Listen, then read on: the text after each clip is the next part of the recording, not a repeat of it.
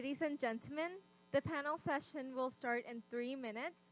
You see there are a lot of empty seats in front, so if you could, please feel free to fill up the empty seats.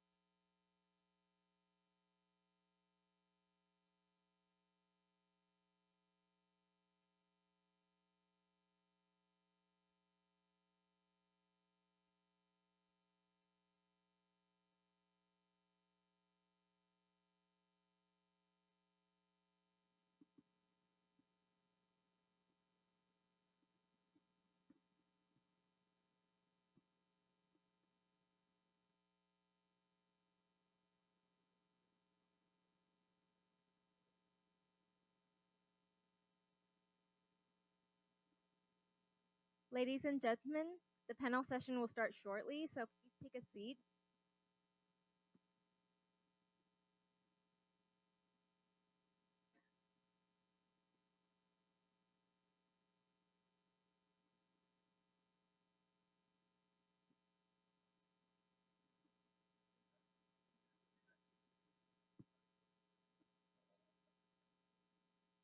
Good afternoon, ladies and gentlemen. My name is Angelina Chen. Welcome to panel session 1. The topic discussed and presented here today is grand challenges and strategies in science and technology development. The discussion today will be live streamed through webinar, so please feel free to share the link to your colleagues back from home so they can be a part of this discussion as well. We are honored to invite Dr. Yu Qingxi, Minister of the Ministry of Science and Technology and the backbone of AI strategic initiatives in Taiwan, as the moderator of this panel. Let's welcome Dr. Xi to the stage.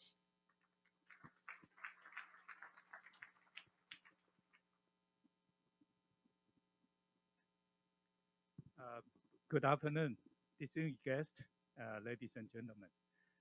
We have an exciting opening ceremony this morning to celebrate the 6 years Ministry of Science and Technology. And also, I think, great keynote talk in the morning. And in this session, we'll be talking about challenges and strategies in science and technology development. Okay, we have 5 speakers from different countries, and they are going to share their country's view in the development of science and technology, the problem they face, and their work, and also their future development. And the session is organized this way that each presenter will have 10 to 15 minutes presentation. Okay, and after the presentation, that we have a Q&A sessions. All the panelists will come up in front, and then we'll take questions. Okay, so first, I'd like to welcome our first speakers, Dr. Creighton Daniel Mote. He's immediate past president, National Academy of Engineering, United States, and he will be talking about engineering in the 21st century. let's welcome Dr. Moat.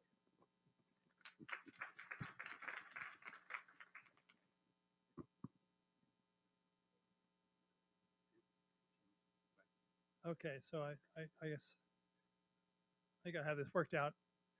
Oh, well, thank you very much. I very much appreciate this opportunity to speak to you today. And I have 10 to 15 minutes to talk, and I'm not sure I can talk that fast, but I'll do my best to get the message across in 10 to 15 minutes.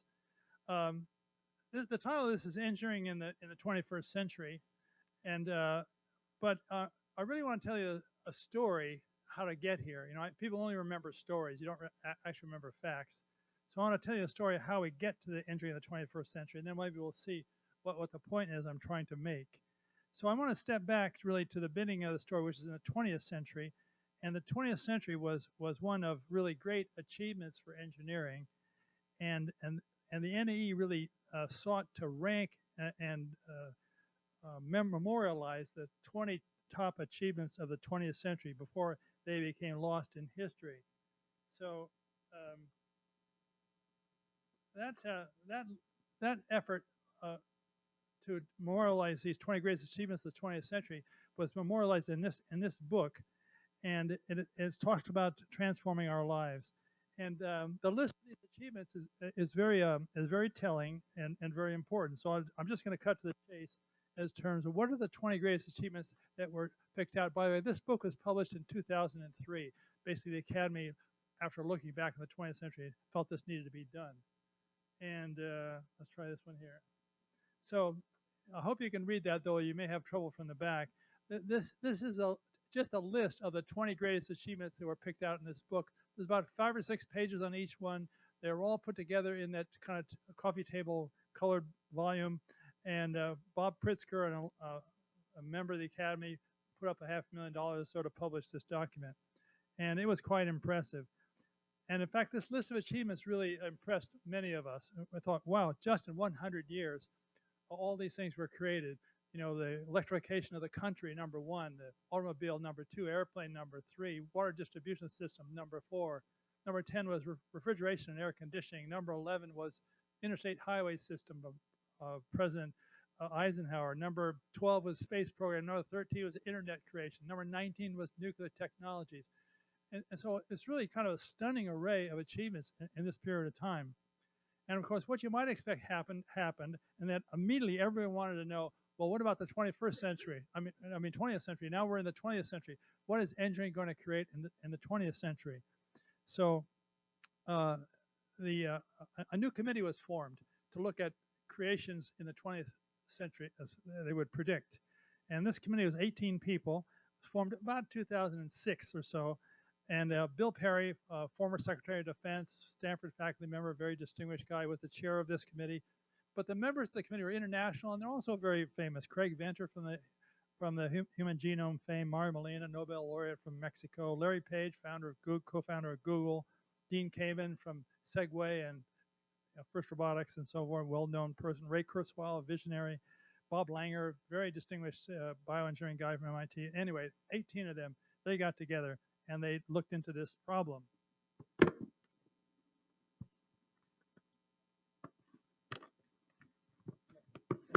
afraid I need another hand.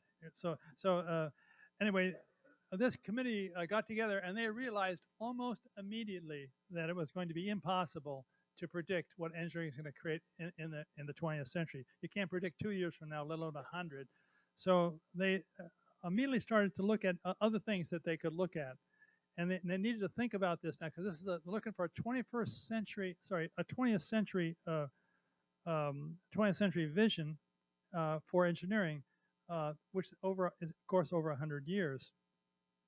And they were seeking really you might say, what a primary responsibility would be for engineering actually for the planet, because they realized almost immediately that engineering in this 20th century is going to be 21st century is going to be a vision for all engineering everywhere on the planet. So it's not just before a country, and that's not going to work. So when they looked at this carefully, 2 points stood out to them before they even got started. One was it must involve engineering globally. You can't have a vision for the country. It's got to be a century-long vision. And secondly, it must represent all elements of engineering. It must be welcoming to all of engineering, because this is 100 years. You can't predict the area that's going to be the most prominent one at this particular point. So it had to be a big vision. And the key they could see right away was to develop a vision statement of what engineering for the planet was going to do in the century.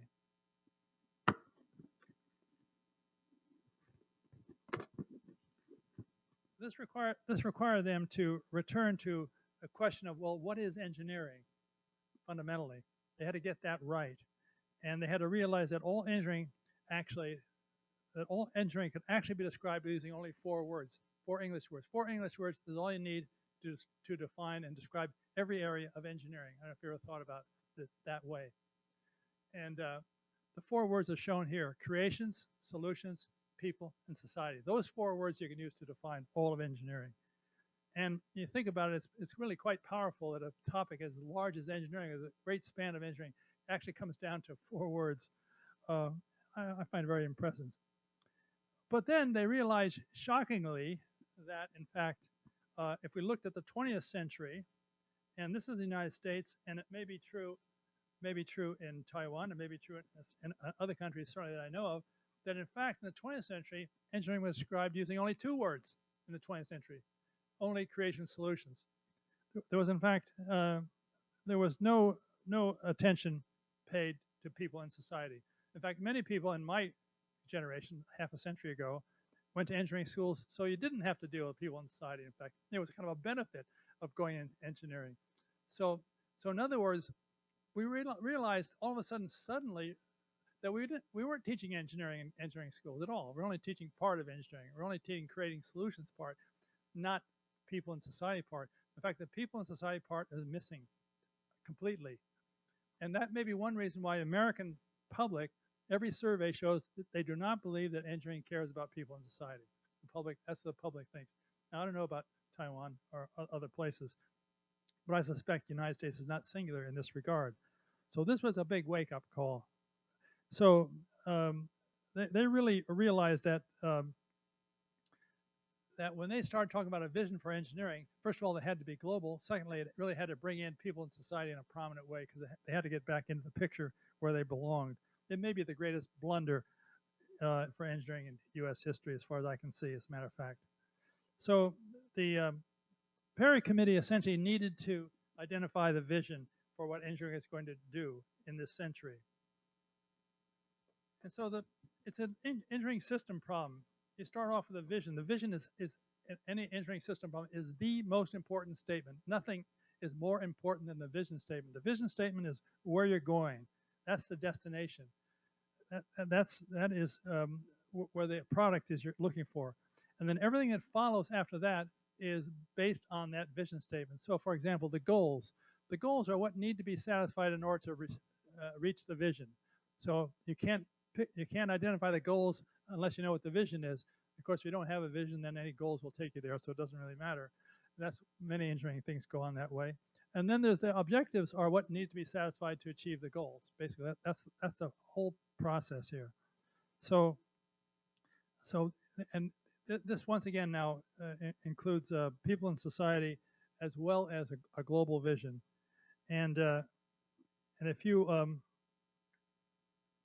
let's see, go forward from here. After about a year's work, they came down to the Perry Committee came down to this vision statement of where engineering needs to go in this century. And this vision statement is 15 words long. All vision statements, by the way, are between 10 and 20 words, and it's very dense actually in its composition. And you need to think about this because it grows on you all the time the more you think about it. It's continuation of life on the planet, making our world more sustainable, secure, healthy, and joyful. So what they came down to is that what they needed, this is a 21st century vision for engineering on the planet.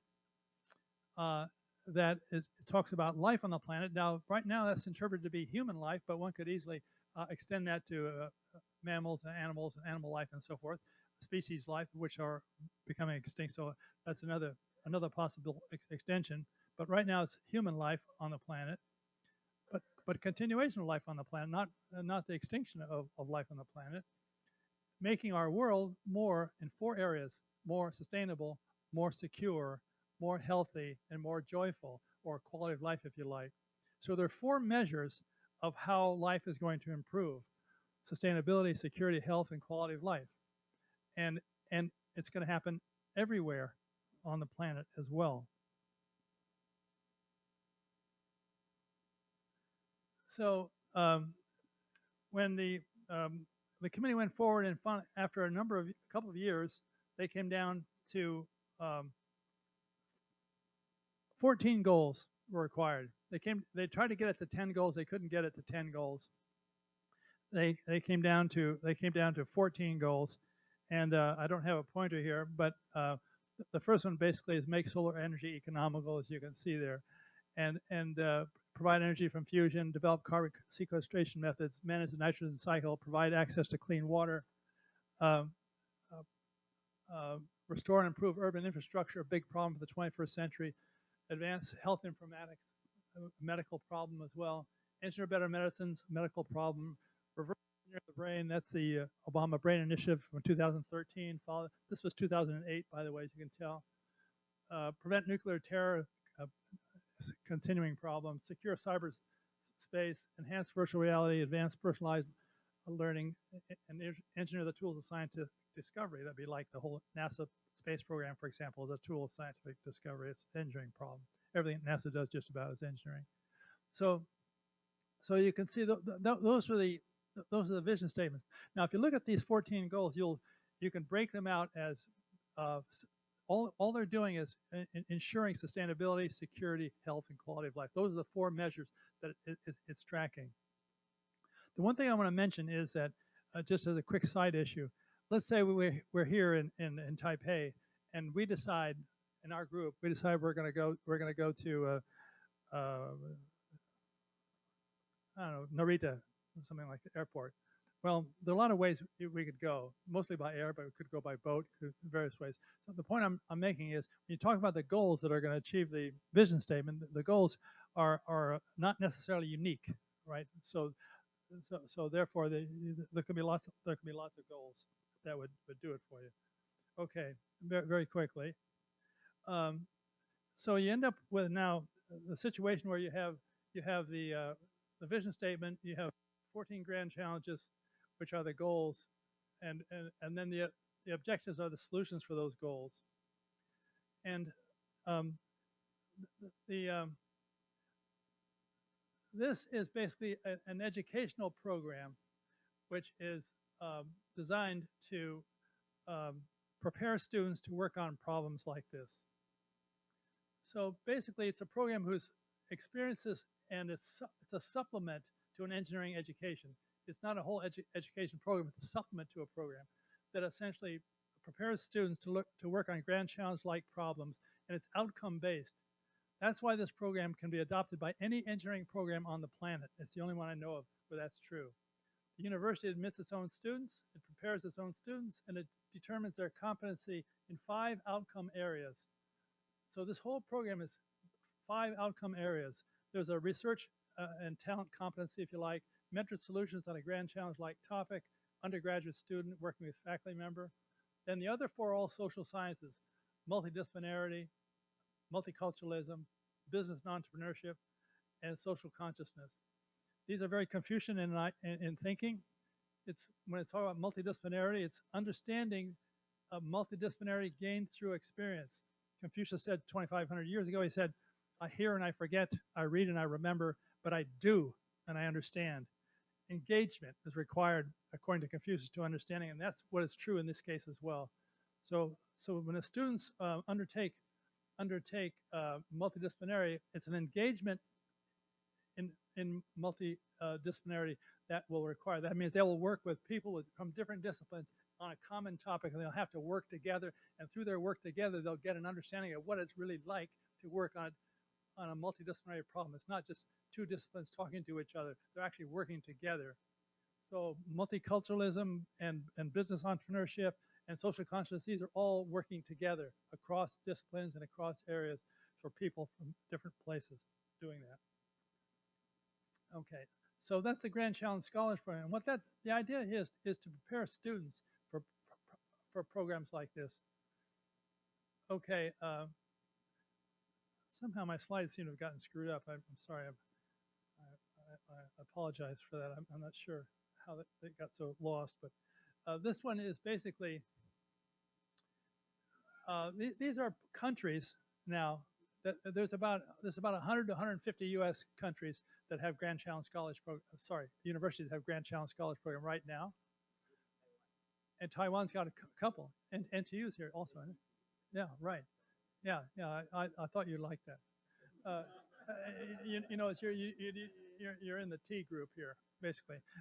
So I just want to say that this is a list of countries who have come into this idea as well and adopted this program because they want their students to be prepared to work on international experiences, have international programs. And you see, it's the thing about it that's interesting. It's, you know, Abu Dhabi, Israel, Romania, South Korea, Taiwan, UAE, Hong Kong, Kenya, Kazakhstan. So it's a quite diverse group of countries, and all of them have come on their own. One thing that's really interesting about this for me, and maybe for you too, is there's not a nickel of money in this. The total sum of money that the Academy or the U.S. government has been put into this effort is easy to remember. It's zero.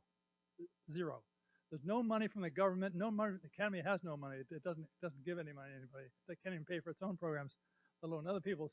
So, so these are all people who are driven by the idea only, the idea of the Grand Challenge Scholars Program and the importance of the vision statement for the grand challenges, and why that's a dominating effort. Well, I seem to have cut quickly to the conclusion, which is probably satisfied by 10 minutes.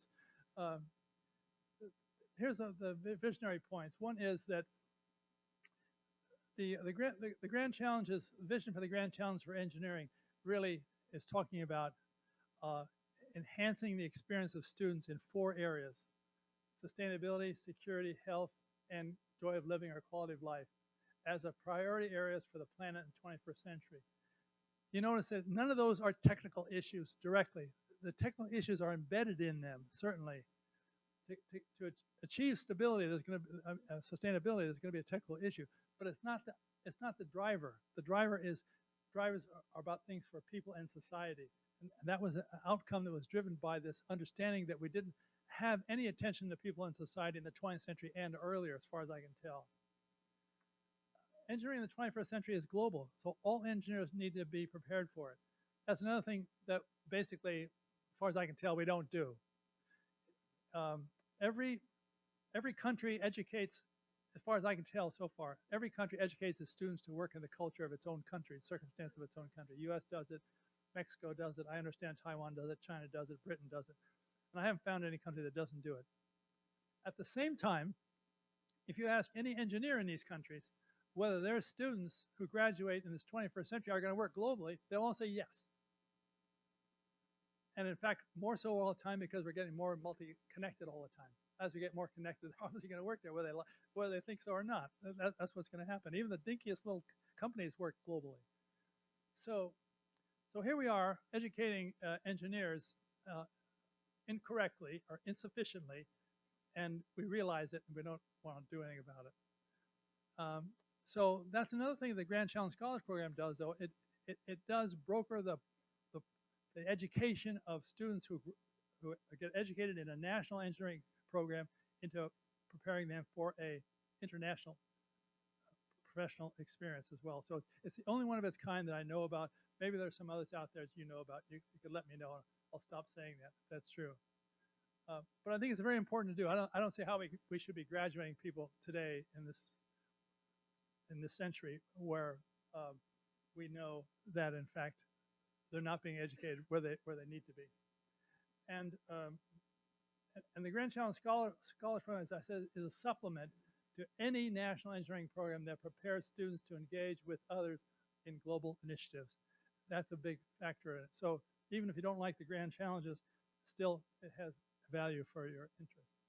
I think that seems to be about as much time as I have, and I'd be happy to answer questions if we ever get to that stage.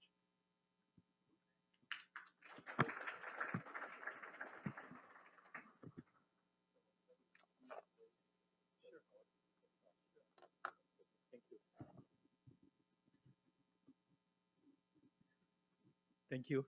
And our next speaker is Dr. Patrick Frandrin.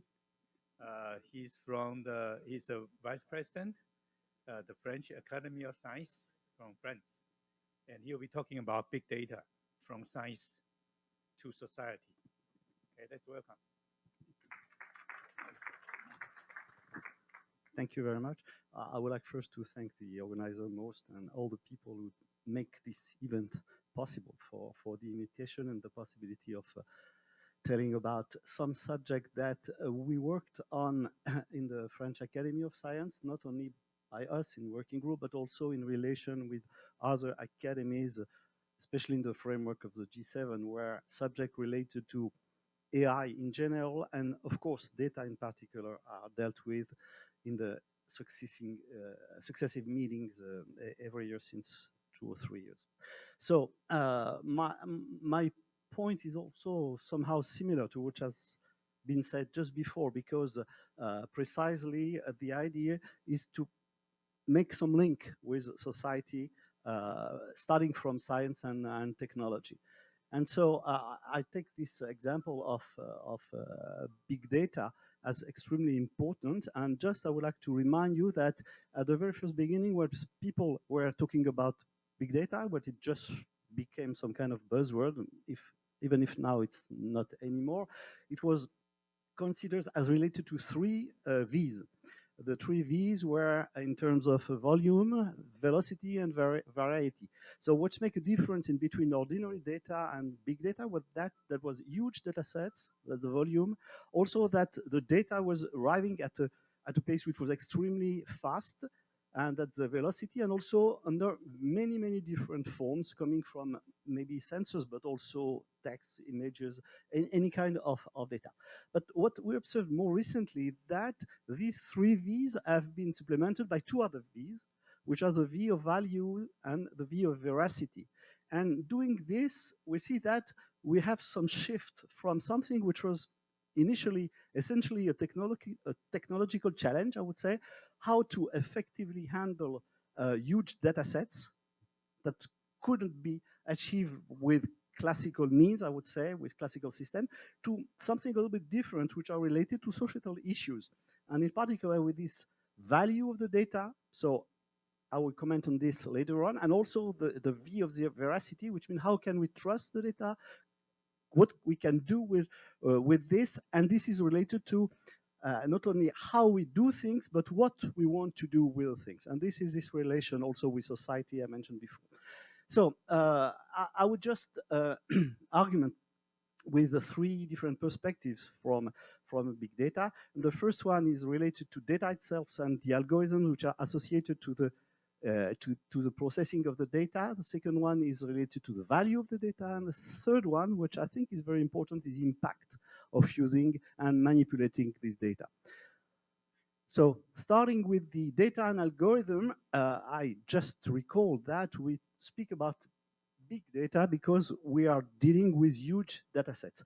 What does it mean? It means that that's extremely large quantities of information, and this can come from very different situations. First, we have purely scientific origins for big data, which can come from large instruments. And typically, astronomy is one of the first provider of big data, particle physics as well. And this is really something which is created on purpose by scientists.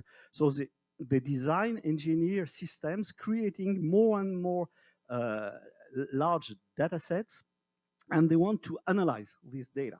But you have also other type of data which come from other means, and for instance, from the very large scale collection of information.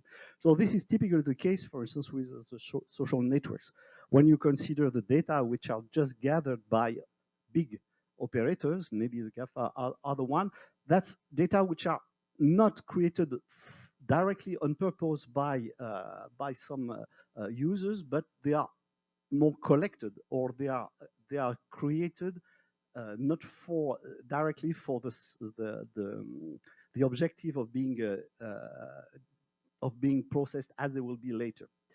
The second point is that data now, when you put this in the context of AI, for instance, is something which is the input for algorithms. So data are used for feeding algorithms. And this is, of course, typically the case for machine learning, where you take the data just for learning from a situation when in a supervised setting.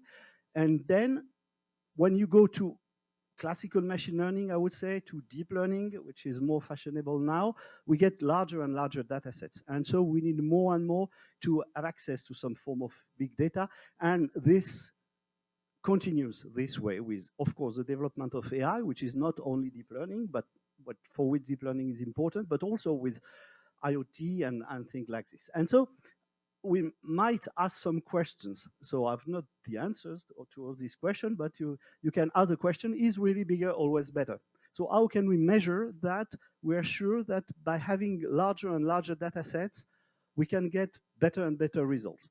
And one reason why we can ask this is that we know, of course, that when you collect in some kind of indistinct way data, if you do not control in some strict way where the data is coming from and what it is made of, then we can end up with bias in the result of your system. Clearly, this has been observed, and this is well known and well documented. Depending on what is your set of data for training your algorithm will do what you ask your algorithm to do, and this can result in bias in terms of many things, could be in gender, race, and so on and so forth. And the other thing is that when you turn from, I would say, a model-based perspective, which was more or less the rule in all the systems, to this kind of data-driven system, where data is first, then there is a tendency to shift from models to some kind of black box approach, and which is lacking from explainability. And we know all that lacking from explainability is not perfectly satisfactory from a scientific point of view, but also for generalizing and having guarantees about the way a system is operating. Okay, second point, value. Now it has been recognized that data has some value. So, and value could be a monetary value. And of course, big data has big value. And this raises new societal issues as well, because of course, is the collected data collected in an appropriate way? Where is the consent? Where is the privacy? So this is something which has to be considered, and which has not to be considered. I will join the previous point of the previous speaker, because I think this is not something which has to be considered afterwards, where there would be some kind of engineering part where people would derive a solution, and then there will be some reflection about what we can do with a technical solution. I think this is something which has really to be considered at the same time, and which should be clearly part of an engineer training, I would say. There is also the question of the ownership and the sharing. And the ownership is important because who owns the data? And who can do something with the data which has been collected? And especially how to share the data. And if you think of a very important movement which is related to open science, open data, and things like this, of course, there are new issues here, because there is, at the same time, the idea of sharing things, and at the same time to protecting them, because you do not want to share everything. Think of health files for a patient or things like this. And also you have questions of how, when you have some, I would say, some production of data from public organization, how can it be reused by private organization and vice versa? And of course, there are some questions about ethics and regulation. So what can we do with the data? What cannot we do? So there are some regulation at the level of Europe. There are some declaration, for instance, the Declaration of Montreal about what to do with AI and so on. And these are questions which are related to the value and the how to use the data. Third point, impact. So I wanted to make this point because very often we do not realize, and public does not really realize, that information has a cost. It's not because it's on the internet that it's free. It's not because it's dematerialized, I would say, that there would be no cost somewhere in terms of energy consumption and so on and so forth. And as far as the information and communication technology industry is concerned, with all the data center which are multiply and the clouds and everything like this, this is something which is really increasing in terms of a cost. And this cost can be measured because now it's already comparable to aviation in terms of CO2 emissions. And this is growing faster in some way. And if you project in some future, then this will really be the major energy demand in the coming years. And especially with the development, we heard this morning about these visionary talks about 5G, IoT, and so on and so forth. Think of all the security issues which are related to that, for instance, with blockchain technologies, not talking about Bitcoins, but this is extremely consuming in terms of energy. And for instance, we know also that streaming is, everybody loves Netflix, I do, but at the same time, this is something which is extremely consuming in terms of energy. So we have with this a number of also new societal issues because we now have the possibility of some large-scale control, large-scale surveillance. So is this something we want and how to control this? And you can use and misuse your data. And this goes back again, and I join again the previous speaker, to some form of education, because it's something which is related to a digital literacy where people should learn how to use in an effective way what is offered to them in terms of digital systems. And so this should start not only at the engineering school level, but even for much younger pupils. And of course, you have issues which are related. I will not really comment, but I think it is important because we have a reshaping of the employment. It's well known about robotics, for instance, but also we have, I mentioned this idea of the machine learning, which is based on a number of examples that are trained, algorithms are trained by this. People have to train this. And to have some kind of diffuse, unknown, gray employment, which are related to very poorly paid people, paid to the click, and okay, this is one form of of employment that we have to think about if we accept it and we want this to be developed. And also we have a lot of issues which are related to the systems which are used to this because it asks for some form of sustainability, so which is not exactly the case now. So for concluding, I would say that big data, of course, has big promises. We can think of science, we can think of health, but also big concern. Okay, what is the relation with this and democracy, for instance?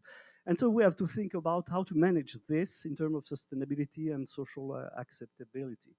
And so tomorrow, well, I would say there are two ways, two keywords that can be used. The first is to go fair, which is the acronym for findable for the data, accessible, interoperable, and reusable, which is a good principle for dealing with this data.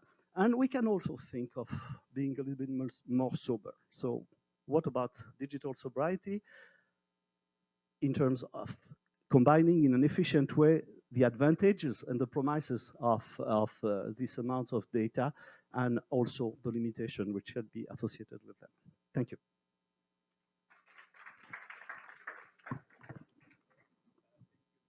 Brandrin.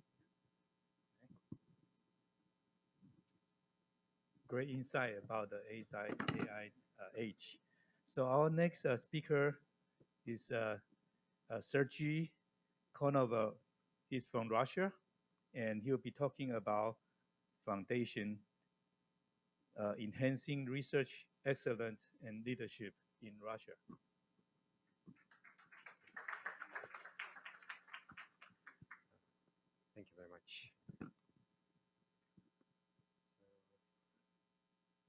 Taja Hao, that's what I heard is how Taiwanese greet each other. On behalf of Russian Science Foundation, let me greet all of you distinguished guests, ladies and gentlemen, friends of science. I came from Russia, but today I'm not going to talk about the first snow, which we had 1 month ago. My story will be about our activities that our Russian Science Foundation is doing. How we actually structure our operation. So it's going to be some kind of case study, which I think will be also relevant for you in your work, because there are many funding agencies representing different nations. So I'll try to be concise, but also down to the straight to the points, which in our opinion are important. We just found out that most celebrated 16th anniversary. So, Deputy Minister, congratulations on that fact.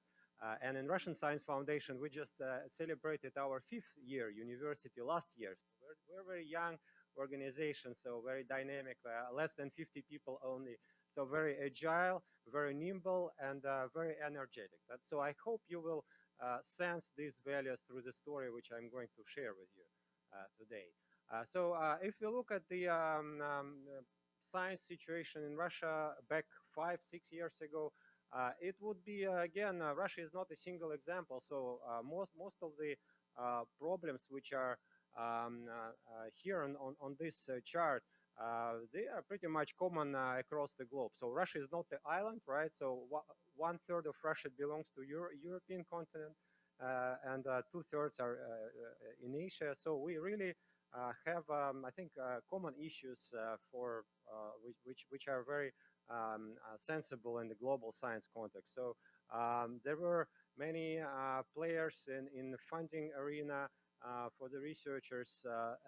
Therefore, there was really the amounts of grants were not sufficient to really support some breakthrough ideas, which actually cost a lot of money, huge investments. So lack of trust in review processes, really not so many programs focused to provide long-term support for the researchers. Also, lack of support for the young scientists, low researchers' mobility is still a big issue. Infrastructure access actually for the excellent research was also some structural issue. Again, some regional differences. So most of the science is done in Moscow and St. Petersburg historically, main cities, whereas regions are somewhat under doing their research activities. A lack of cooperation of academia and industry. So what happened actually? If we look at the publications as the main indicator for the research output side, we can see that since 2014, so Russian Science Foundation was founded that year, we can see a really uptrend in terms of the publications, especially in engineering sciences, this line, especially in medicine, the yellow line.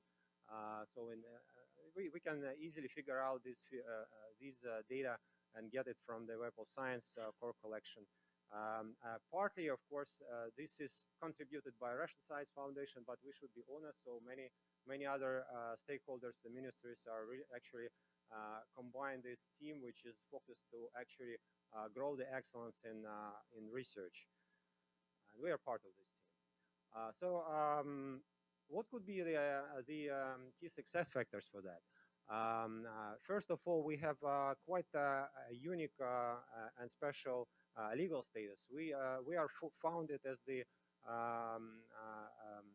autonomous, more or less, foundation in the Western understanding. So we do not depend on the financial year. We can carry over our funds across different financial years, and we enjoy a lot of political autonomy. So we are governed by the supervisory board, and that's very unique situation in Russia. So really, we have the freedom to select best projects and provide support for them. The transparency, that's one of our mission. Again, you can see it on every slide on these charts. So transparency in the way we understand that all of our documents that really provide the some documents about the selection of projects, the composition of our panels, and most importantly, the projects that we fund. All of this information is available on our website in Russian language, in English language, and we try to keep this user-friendly interface with researchers, with the society community, with all possible stakeholders. Because if we lack in transparency, there will be a lack of trust in our operations. So there will be many questions from the society. We also introduced new integrity, research integrity standards and the standards for doing research in a responsible way. For Russia, we were probably first funder to introduce such standards. And we also stated that we actually value the quality more than the quantity. You know, perhaps that's a big issue. Publish or perish, right? It's called. That was our response to that global issue. We also were first in Russia to introduce some very strict performance control, because we operate with quite large financial assets. So the researchers that receive our grants, they take responsibility to publish the results of their work in return for our investment. So that's quite unique situation again for Russia. I think some foundations do that, some don't, but we realize that since we operate with and we provide substantial funding, so that would be the performance criteria, which is in our competitions, it's visible. So we also were the first to implement international referees that help us to really select the best proposals submitted to Russian Science Foundation from the other proposals. So it's currently about 1,000 referees are in our review board. So in response to these issues that I discussed previously, so we, since 2014, this is the first year we started our operations, we introduced the line for the grants for the excellent teams that are really performing high-profile research. And later on, we started programs that are focused on the support for the young scientists, young leaders, the leaders of the youth teams. So I'll talk in more detail a little bit later about these programs. So last year, we supported again very special, we started a very special program that really actually provided research infrastructure holders to attract the best research projects to be implemented on the basis of their infrastructure. That's, again, very unique program for Russia and also for I think, in the world, maybe not so many examples. It's quite unique. And this year, it's a big interdisciplinary agenda for Russian Science Foundation. We again structured a new unique program that will support the teams representing different research disciplines, and so several projects, multidisciplinary projects that are competing, and we just launched this program about 1 month ago. So review processes, of course, it's the core function. So that really what the trust is based upon. So we try to make our review process in accordance with international standards, and that's what we are proud of. And something new addition to this system that I'd like to share with you today. This is the we had this morning session devoted to artificial intelligence, right? So I don't have here any blockbuster movie to actually showcase, right?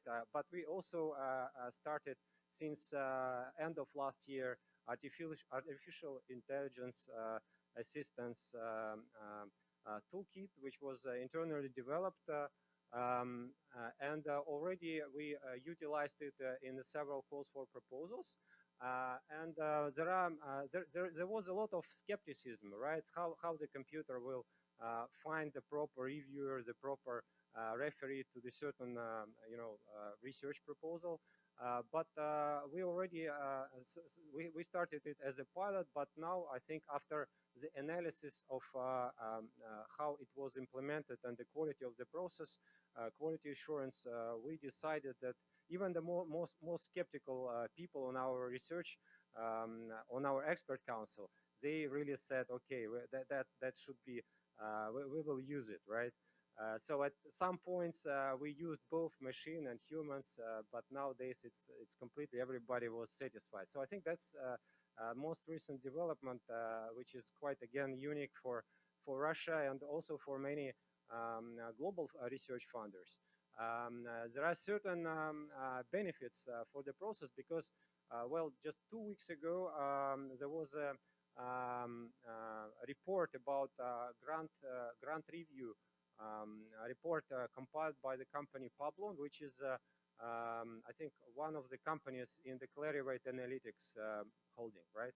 And this report mentioned that generally the panel chairs or on the funder side, they on average spent about 6 hours to find a reviewer, the proper reviewer, who is available, who agrees to make a review for the proposal. So 6 hours per reviewer.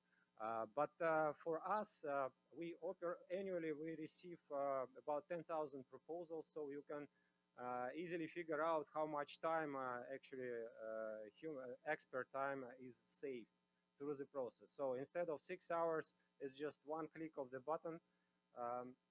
So that was really interesting experience, and we'll see how this system will evolve and be constantly improved.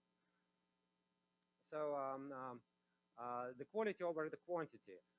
Once again, we always stimulate and encourage our researchers to focus on the quality. Quality of the journals they publish their papers, and really we can see from the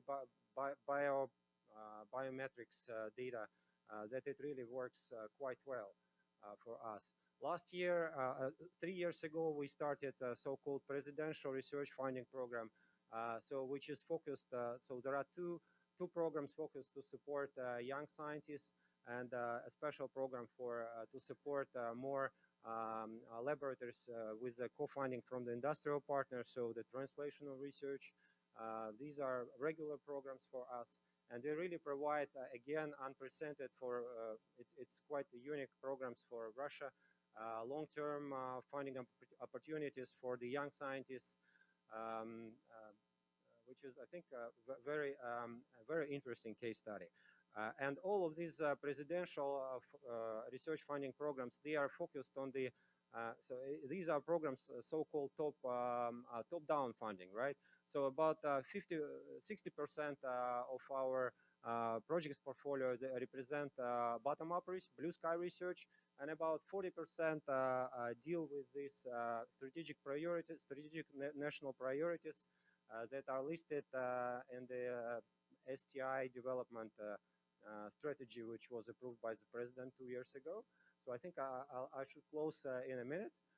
Sorry, I cannot elaborate on details, but my last point is that as a funding agency, we also encourage Russian researchers to engage in the global collaborations and research collaborations, and they have the opportunity and they enjoy to do research, joint research with their partners abroad. And as the funder, we have some partnership agreements with many countries, and I'd like to use this opportunity also to invite the researchers from your country to collaborate more with Russian researchers, because we on our side we provide very good, credible funding source to them. So and we have the chance to really select excellence and select best out of the best. So please enjoy your partnerships. Thank you very much.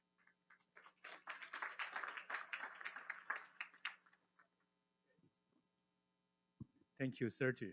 Even though it's a 5 years agency and we are 60 years, we find so many similarities and the programs that um, all very similar.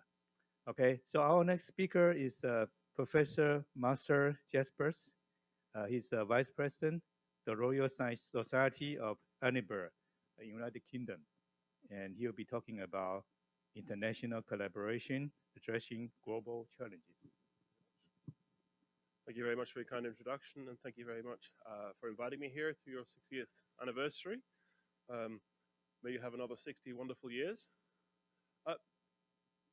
So just to put some historical context into place, the Royal Society of Edinburgh was founded in 1783 as a society for the advancement of learning and useful knowledge. The two people that are most prominent in its foundation are Adam Smith, the economist, and Joseph Black, the chemist who discovered carbon dioxide, which is causing so many problems nowadays with global warming. So we have about 1,600 fellows, and we're unusual in a society that doesn't just cover science. It's science, arts, business, public, work, third sector.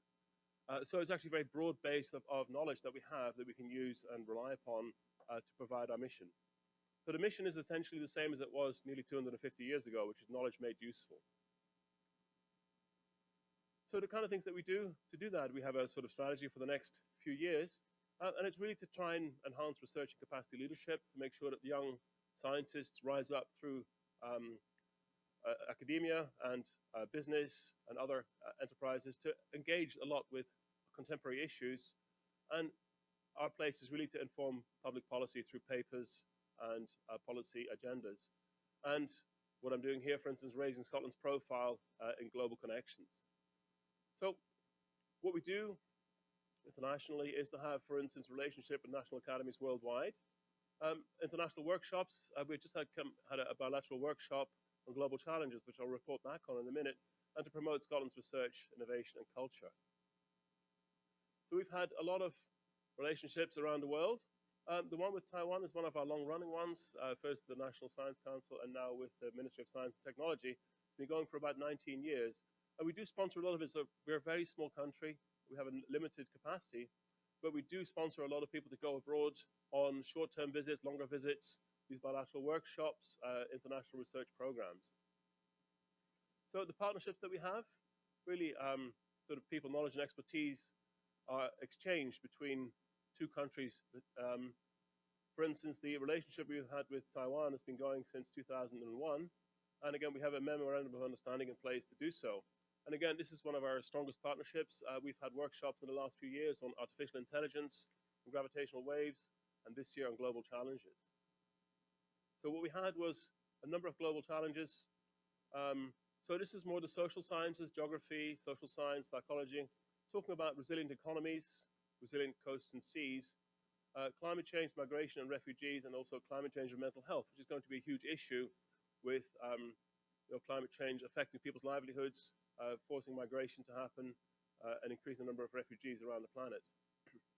So the workshop just ended yesterday. My colleagues are still working at NTU and Taiwan Tech today to forge more collaborations, and we'll follow up with future visits between the teams there. So you can see the team from Scotland was led by Chris Philo, and Jinhu from Taiwan was the lead here.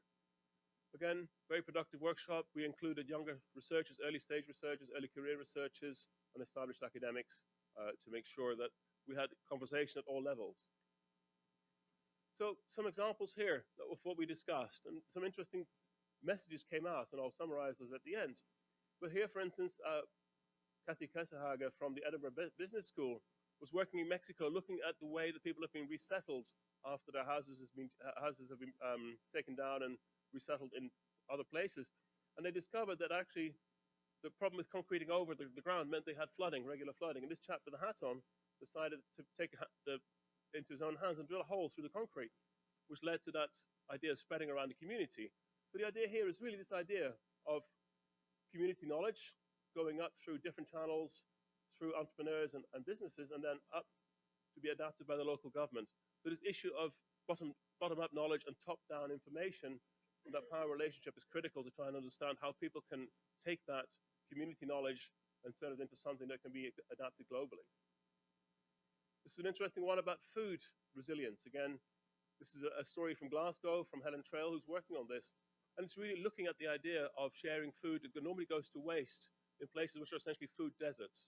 So there are places in Glasgow that have been neglected since the industrial collapse in the 1970s and 80s.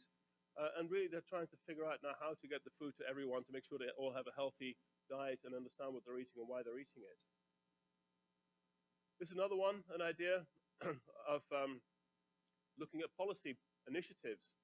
And the idea here is that we're looking at globally now to try and protect the deep oceans using a change to the conventional law of the sea. And some of the aspects of that are, for instance, what are the marine genetic resources and the sharing of benefits, protecting the oceans through area-based management tools, marine protected areas and environmental impact assessments, as well as technology transfer and the sharing of benefit sharing and technology transfer. And again, sorry, that was a bottom-up movement by scientists who decided to get together, provide advice to the United Nations by gathering together and agreeing on initiatives, agreeing on policies, writing short policy statements that can be used by the negotiators to try and understand this complex negotiation, which has to work together to make these things happen. So some examples here, for instance, marine protected areas from Paula Duffy at St Andrews. And although these areas are biologically very successful, they're often socially a failure because of the lack of community and social cohesion. So again, these are difficult issues to address and require social sciences and geography to work together to make this happen. On this side, well, the ocean can be a resource and a solution as well. So for instance, by using ocean resources to develop new industrial processes, we can reduce the environmental impact of chemical processes, and generating new materials allows us to do new things as well. So again, the question is, how do we share the benefits derived from these materials globally? Because again, the ocean is a global asset, and we should all be able to benefit from this rather than just one nation. Some interesting ideas around how you measure things. And again, two key examples here, one from the Tsinghua Institution for Economic Research. And these are the idea that there are these biophysical and social stresses and this need for resilient space, both in cities and in coasts. And you need to bridge the gap here between policymakers and communities and make resources available to mitigate. But you need tools to evaluate climate risk. So this presenter was talking about different tools to evaluate climate risk and making an integrated climate risk assessment for Taiwan. And again, this was a very interesting one. Unfortunately, I got the image too late to show.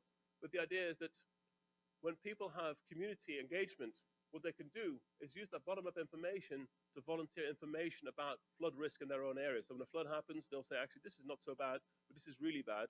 And it's at odds with the hydrographic information that's being provided. And you can then look at the two different types of risk map, the perceived risk and the risk as calculated by hydrographers. And again, it's a very interesting thing. I do recommend you look up the rankerplace.tw. It's a very useful app to look up and see what information it generates. It's very different because its community source is very different from the official information that's provided. And again, it's useful that people feel that they're contributing to this and contributing to a solution. And again, global challenges and mental health was an issue. Again, most of these issues will affect the poorest and the ones that are least able to respond. And it will have physical and mental health problems will happen because of climate change, but there's very little known about this. So there's a knowledge gap to be filled. In order to fill that, we need a lot more data on mental health impacts of climate change. And there was another statement down the bottom that has gone missing. So the final messages really are that often this community knowledge is not connected to local policies and funding. So again, there's a disconnect there between the top down and the bottom up. There's local solutions based on local knowledge, maybe more acceptable to the community than those top-down solutions. Again, so it's very important to connect the social sciences with this. The issue that was discussed, however, was that scaling these solutions may be quite an issue. Again, when you have a solution that works in one community, it may, for social reasons, not work in other communities. So it's very difficult to figure out how you would make those solutions work on a much larger scale. And finally, just to say, the idea of global challenges need to be solved, and again, using global partnerships. And again, the speakers before me have already addressed this issue, that we need to have this mobility of researchers, scientists traveling around the world, and to have open discussions like this on topics of current importance. Again, like the discussion we had the last 2 days was very good because there was some synergy between the speakers from Taiwan and the speakers from Scotland. And they will now go ahead and develop joint research projects based on this knowledge that's been gained by having these workshops. And again, so it's a very useful and very important thing to do. And again, a small amount of money can go a very long way when you create workshops that are participatory. They include researchers from all stages of the research pipeline and allow scientists to interact in an open and free fashion. So finally, thank you very much.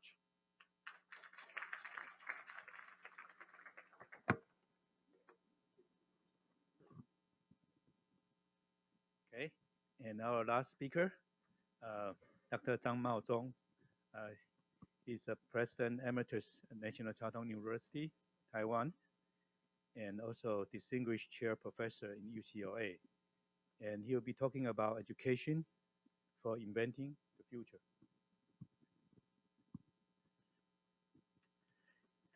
Thank you, Chairman.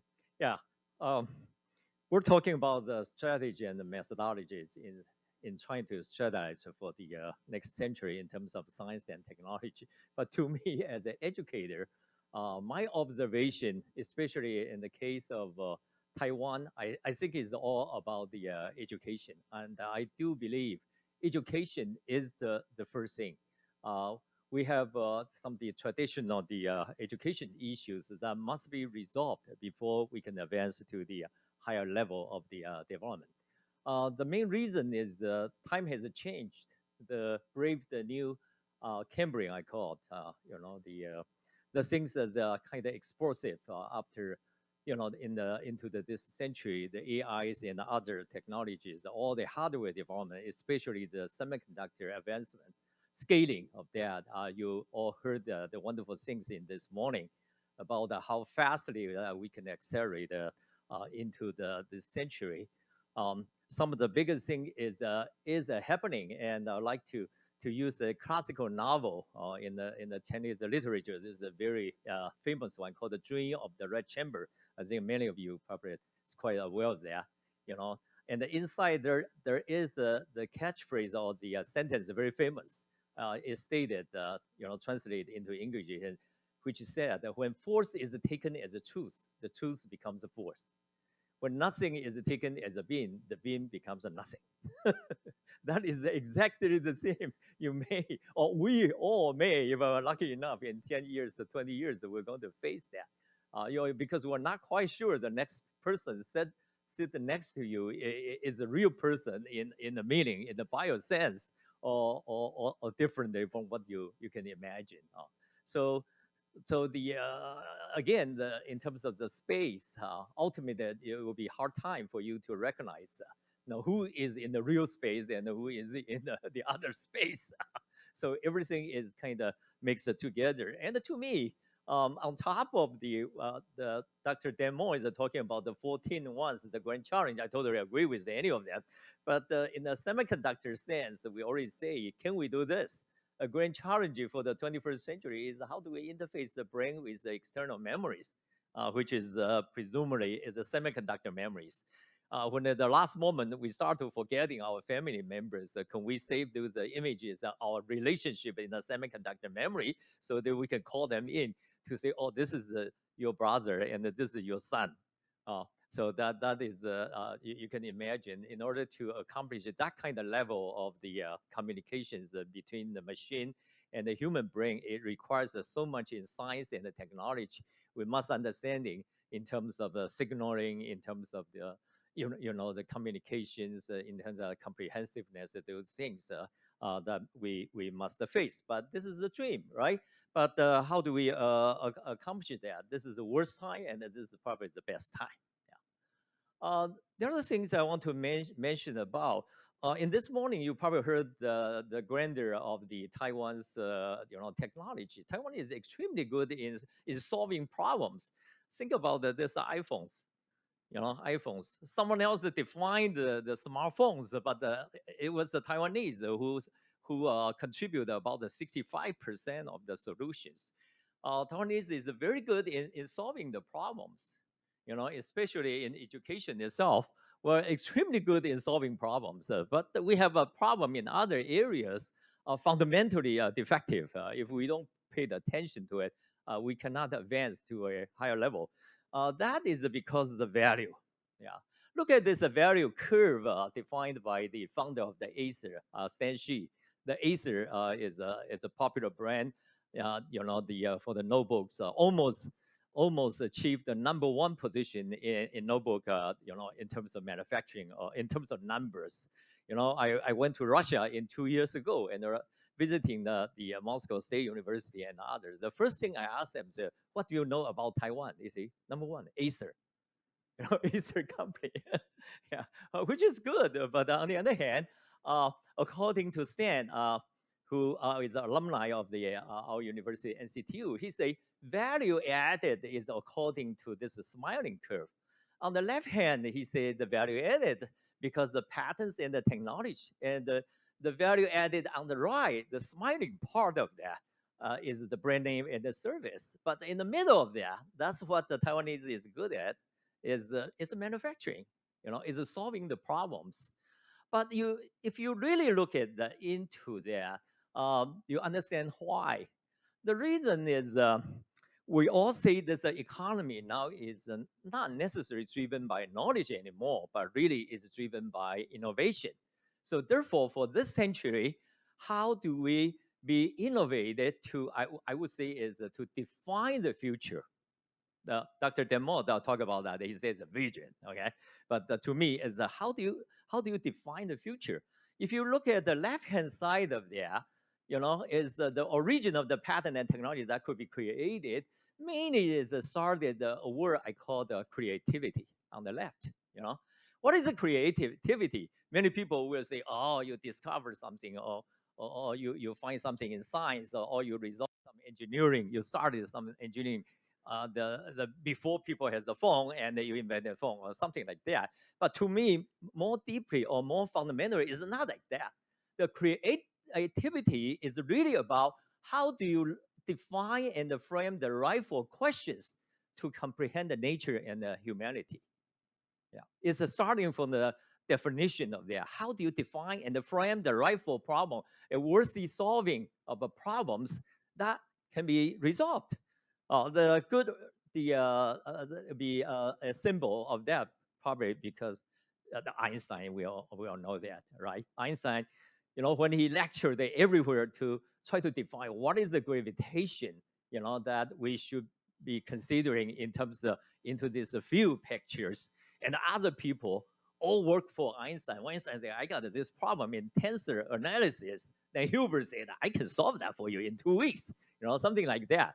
When you see the picture of Einstein and his 21 good friends, you find all these other guys is working for Einstein, because when Einstein defined the problem, all these guys, Lawrence and others, are all trying to work for Einstein and derive all the good equations. So Einstein could gain his fame and advance the human knowledge base, right? So it's all the creativity is about the definition. On the right-hand side, we think it's the brand name and the service, but you look at into the more deeply, actually it's not. Most important is how we define and frame the rightful questions to comprehend the market and the societal needs. So that is more important. So therefore, important things not necessary to be the science or technology itself. Those are the goals and objectives. The important things actually is the vision.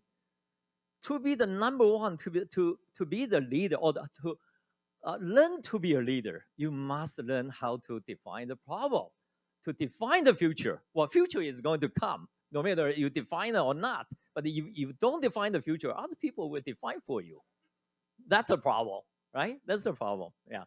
So when I first time I met Stan, he told me he has a long-term award, on this smiling cave. Immediately I noticed that I say, Stan, you're talking about, you think creativity is more important than innovation. He smiled at me. I say, Stan, you better be careful. Right now, it seems the dragon's head is moving to the other direction. The innovation is driving driving the bus right now into the future. Of course, that we don't know because these things go cyclically. Sometimes is science and the knowledge is the creativity is the more important. Other time maybe innovation. But these things you cannot, chase away from these two. Well, Chinese we always say 创新 seems like it's a one word, but it's not. 创新 has two different things. One is creativity, the other one is innovation. But doesn't matter which branch, is all about how to define the problem. So the problem is education. Sorry, which way I should point it to? How do we make it more advanced? Oh, okay.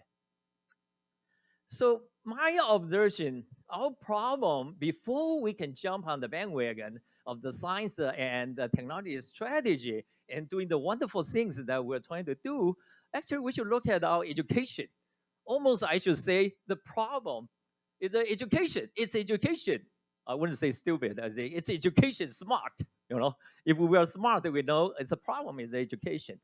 Education is very important because you really carefully look at our local college students here. Well, what is missing here when you compare the students, let's say in Harvard or in Stanford or that, all those university students? Biggest thing you find out, the things is from the top, okay? Our students here, local students, are polite and gentle, even more skillful in many ways. But the problem is kind of lacking. First thing is, I would say, is a passion to pursue the truth, which I call the curiosity. Second thing is, I would say, is ability to define and scope the problem. That is the creation and innovation. Yeah, and other things, beyond that, I would say maybe number 3 or number 4 and others. But I would say the biggest problem we're facing is here. It doesn't matter your strategies are how grander or how wonderful, and our progress in solving problem. This morning you already saw were two chiefs or the two leaders in the they are perfect problem solvers. We have the best hardware. We train our students to solve any kind of problems, but be careful. Our future leaders and the pioneers, if they cannot define the future, we're not going to lead the world in any major ways. Okay, so that is, I see, is the biggest problem now. Okay, and our future leaders, if they don't have a can-do spirit and they cannot think out of the box, and they have this learning habit overly concentrating on problem solving, then we almost achieve 100% what we could, and we'll have a hard time to advance. So it is the most important in terms of, if you ask me what is the best way to lift this country's the research to the highest level, I'll say the biggest problem you have to overcome is have our students learn how to question. So you can do that, then you cannot do that. And it's very important to do that in a college time if it's not too late. If you just look at all these names there, how do you find anyone they're beyond 30 years old? They already has a great accomplishment, including the two gentlemen, which they are Taiwanese, but unfortunately, they graduated from foreign universities. They are not contaminated by this culture sufficiently, so therefore they have more freedom to define the future. Jerry, we know that the chief Yahoo, and Stephen Chen, which is the inventor of the YouTube. Okay, and what I would claim, there is an issue in terms of our lifetime, the productivity. Okay, we put too much emphasis in our education is learn how to solve the problems. Mostly in the advanced technology advanced countries, their students started their daily course maybe started from 8 o'clock in the morning. Most of them will finish at 2, 3 o'clock and then go home. For the students, they're to experience their own life, right? To develop their interests. But here, our students start from 8 o'clock in the morning and they go home at 10 o'clock at night. We have then to spend too much time in learn how to solve the problem, give them too little time to learn how to define the problem. So therefore, at this peak, the solving skills is already reached the maximum, but they don't know how to ask a question. Okay, so the overall the productive age I would say is kind of limited. You would think that Albert Einstein, the successful Einstein, this curve, the golden curve, started first. He's solving problems that actually come later. So its overlap is quite sufficient. Yeah. So that is the key for expected from our future leaders. Well, this is my hypothesis. Of course, I have nothing that I can prove it. So therefore, it's important for the university to have an emphasis on the raising their talents, to identify challenge and prepare their leaders and our needs to, of course, to advance human knowledge base and elevate humanization. Important skill. You want them to do something not incrementally, but descriptively enough, to cross the band gap. I would say, across the bridge, especially on the innovation side or the creativity side. For that, I took 4 years of leave of absence from UCLA and came back to be the president of the NCTU. In 4 years, what are my ways of doing to change the education first, and train the student more interested in question. But on the other hand, also trying to promote the multidisciplinary researches. Here's some of the centers we do to get all the talents in different territories together. So like a center for the neuromodulation medical electronics, for the drug system and the small bio devices, for the open intelligent connectivity, for the millimeter wave, the smart radar, for 5G and the 6G communication, for the emerging function of the matters for semiconductor, and even for the center of the culture. Yeah, here is some example. We try to define the future by over the technology of a semiconductor, and they use try to interface with a human, either the brain or the spinal or to some other the things that try to link the two part between the machine and between the human. The other thing is to try to build a new hospital on campus. This is a part of the merger process. We try to merge. We try to be merged with medical university, National Yangming University. I do believe the medical university in the merger with engineering university, just like a Case Western Reserve, which can be very fruitful into the future by defining a larger scale of the questions. And another thing I'll try to report to you, I'm very happy saying that during my presidency time, our university actually established the world's first all optical networking. All optical. This is the first time, not through electronic means, but by optically that we link. And oh, this is the one more supposedly one more child there. But anyway, this was a success, and this first time we can take on the system side take a worldwide leadership in preparing for the 5G or 6G by enhanced broadband experience. For example, like a roadside computation, the edge computations to monitor the traffic. I personally, I don't believe the cars are intelligent enough just by driving its own, on the highway or freeway or even local ways. The roadside, surveillance or monitoring the public is some of the key. And this technology, or optical, the computing technology, networking technology is the key for that. And we're successfully also to work with the industry together. So in the end, I just emphasize the three things I think we're trying to implement in our university. Which the first thing is education, to raise the student their own the feeling, the ownership, and the responsibility to really to pursue their own interest and the curiosity, learn how to questions and learn how to define new things. Okay. Second thing is bring up the cross-disciplinary research by combining the talents from different areas. Really look into what is the true unmet needs into the future. And the third thing all you in the U.S. and others may not be too surprised, but in Taiwan, we're struggling on this, is governance structure in the university. We're trying to prove try to reach to the direction of trustees for institution and endowment. Yeah, that's part of our strategy. With that, and I thank you very much for your attention. Thank you.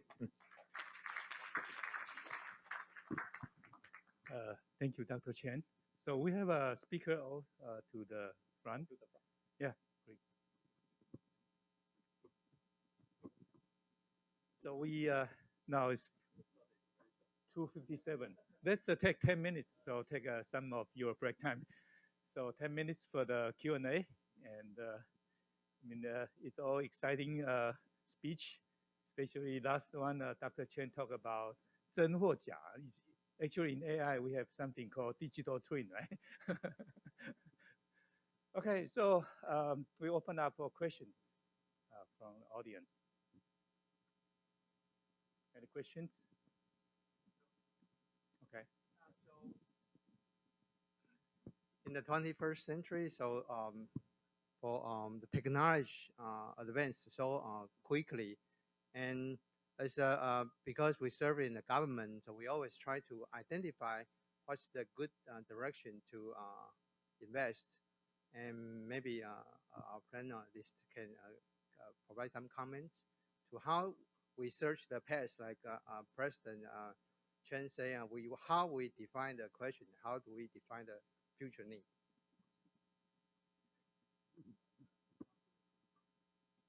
Speak first. My question to all of you guys. Anyone? Well, it's I think you asked, of course, a very difficult question. The future is what it is, and it comes soon enough. I think the main thing is I believe, is to have. I mean, in answering to Frank's discussion about, I thought it was very clear about having your creative phase early and then your visionary phase later. And I think I agree with that completely. And I think the reason is it's much more difficult to have be a visionary person at the level you're talking about than it is to be a creator of solutions. Because being a creator of solutions, you're looking at a narrow problem. To be a visionary person, you're looking at a very wide problem. Because the vision requires, usually there are a lot of influences of your solutions for a visionary statement. That's why the vision is a harder problem. And it comes usually when people are older and they've been through a few cycles on things, and then they get a bigger picture of what's going on. It's hard to get out of your current state for a big picture. So the difficulty you have for your question is to have people who have been around long enough and have a right level of experience set being around long enough that they can be the visionary ones who can see the bigger picture. Most of the times, especially in governments, at least in the United States, I'll just talk about that, people get elected into positions for political reasons. They have no technical background. They're nice people and everything, and they want to do good things. They're not bad people, but they're not prepared to do the things that need to get done in terms of setting the vision. I think that's one of the inherent complexities we have in our political system. But I think if you can't set the vision well, it doesn't matter what you do from that point on, because anything you do will satisfy it. So and too often we don't set the vision, and constantly hear about this problem, especially in Defense Department, not being prepared to do things subsequently to their actions and so forth. There's not enough commitment to creating the vision that you're going to follow, I believe, in our society. It's usually kind of an afterthought of some kind that falls in it and trying to make something work. Anyway, that's been my observation.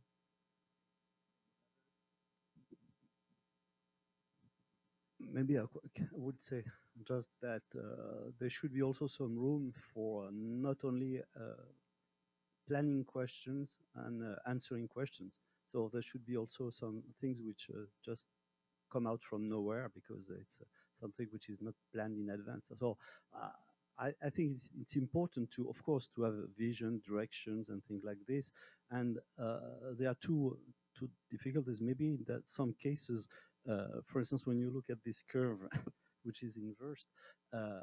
What is when it said that innovation is there for um, fulfilling some needs from the people.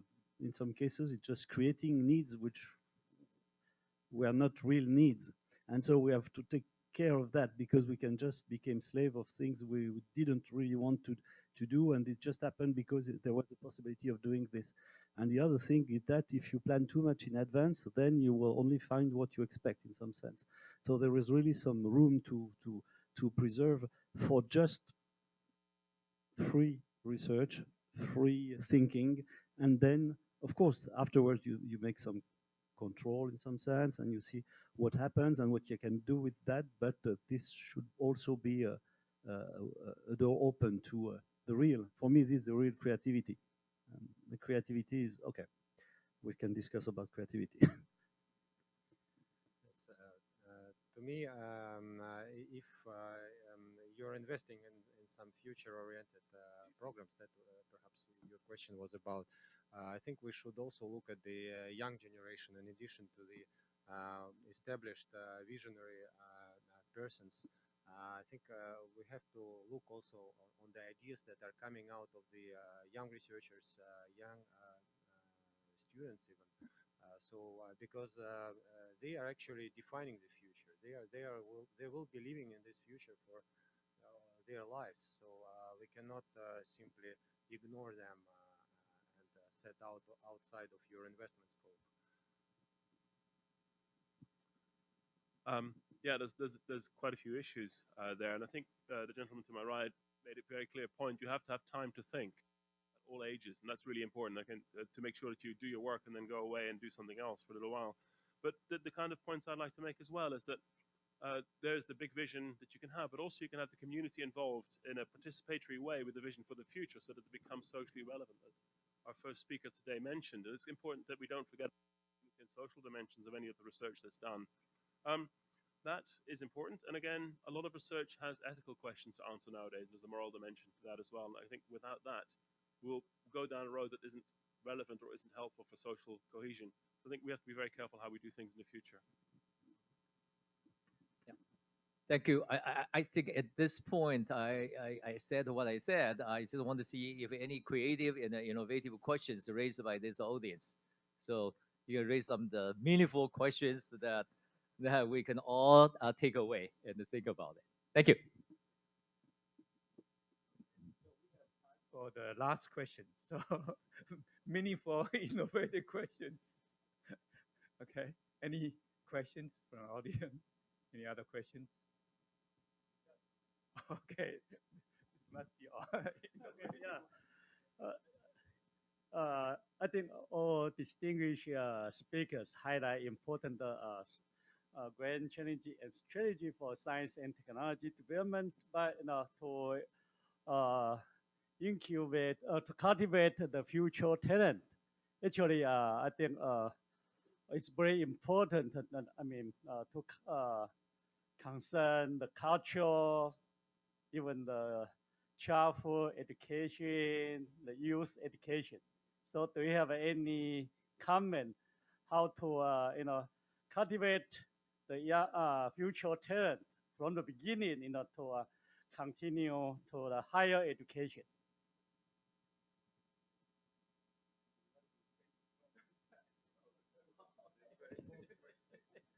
Well, I just simply said that we started too late when we encourage people to question, or gradually they move up through the ranks. Eventually, they do know how to ask a question, but it's a little bit late in their life.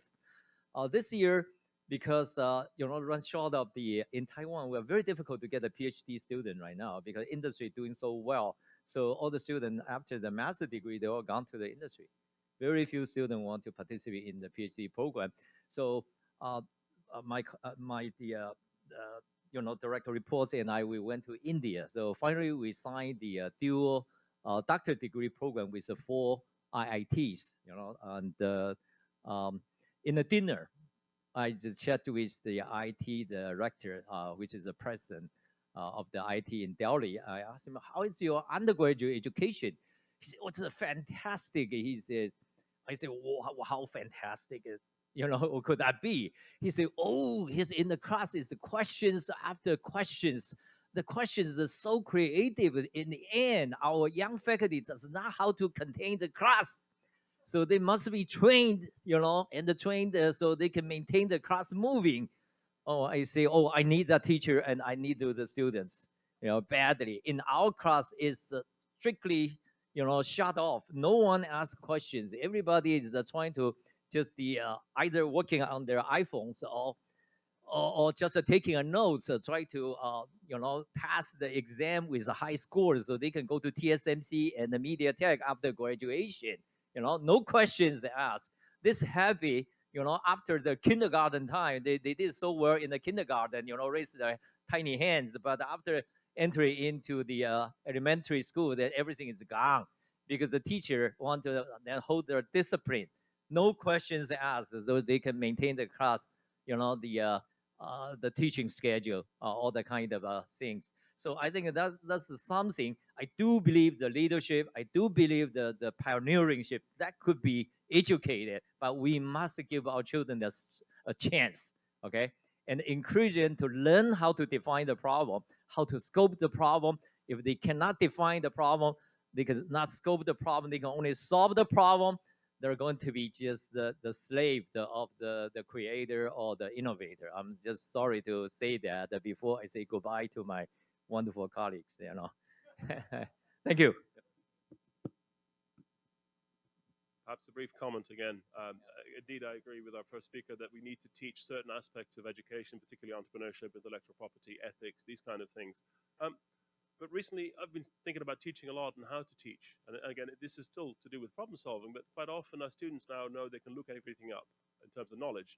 So to teach a strategy before they know the knowledge is actually quite an interesting way to go about. So I've taught biologists chemistry in this way in an afternoon by saying, this is the strategy, go look it up, go do your work, and then come back to me and solve the problem. And it's a different way of thinking, but it does work very well with students who otherwise wouldn't be that engaged.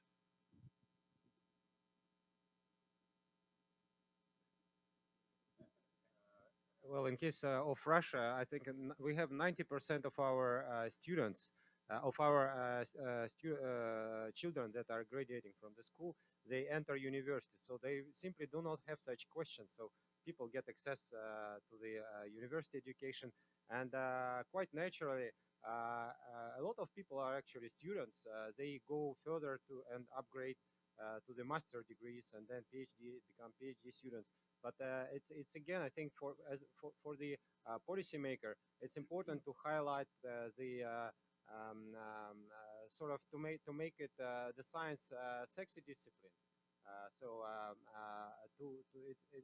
I'm coming from the country which enjoyed years of propaganda. So I don't like this word, but we really need to, I think, communicate things we are doing in a better way, in a way which will appeal to the children and the students community, so that they will be naturally interested to find themselves and to realize their talents in science.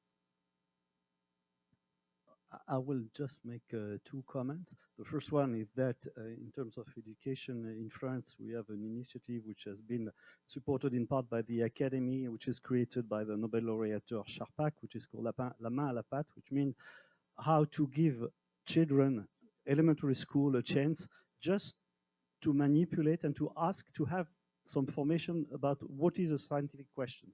And my second comment is that this is especially important maybe for creating an appeal for scientific vocation, things like this, but mostly for people who will not work in science later. Because in the link we try to have in between science and society, the fact is that society is made of citizens. Most of them are not scientists, but they have at some point to take decisions or to think about scientific questions. And the question is really to have science be part of culture at large so that people can be informed when they have to make a decision. And so I think those programs are also mostly intended to those children who will not study science later, and not only for those who will be top level at the university. Well, everybody has a lot of good points to make here. I feel I have to generate a couple of thoughts on this. I think one thing to remember is that Steve Jobs wasn't a technical person at all. He dropped out of school after his first year. He never graduated from anything. So he really had no qualification by our normal measures of preparation for creating one of the great technology companies in the history of the world.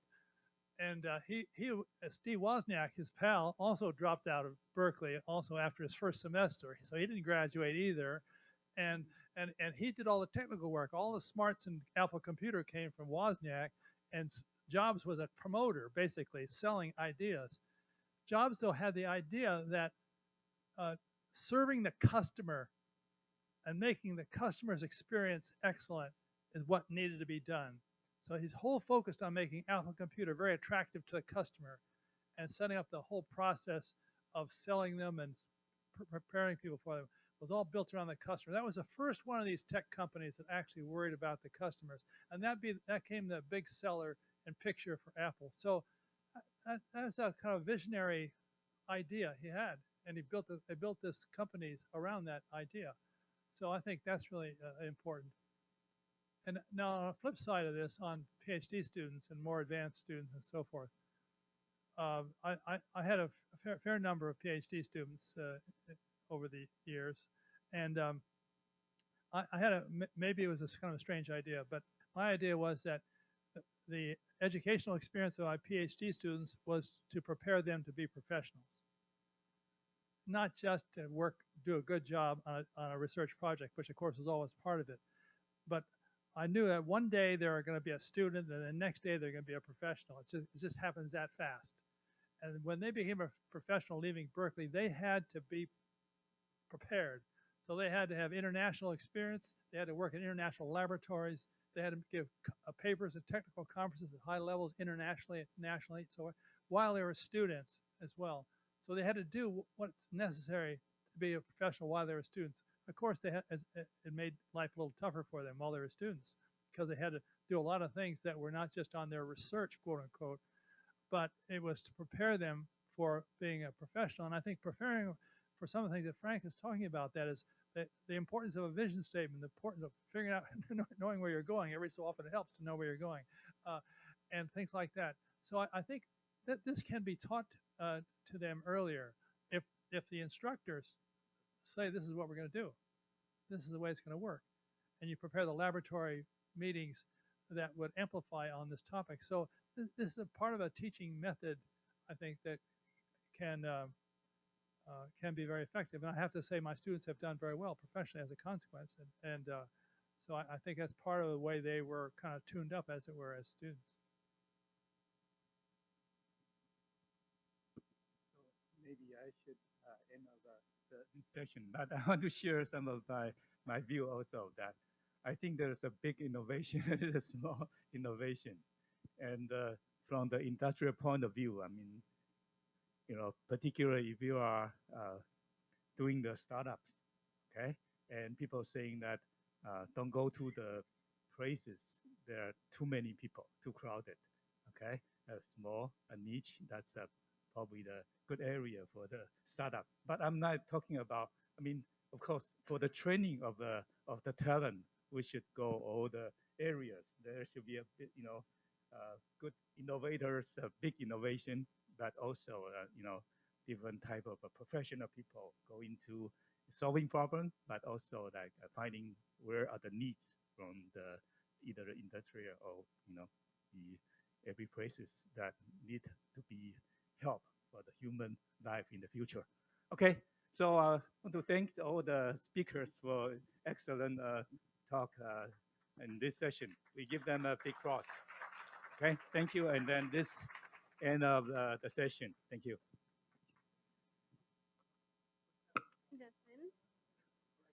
Hello, ladies and gentlemen. Before we say goodbye, I would like to ask the panelists to come up to the front and take a group picture.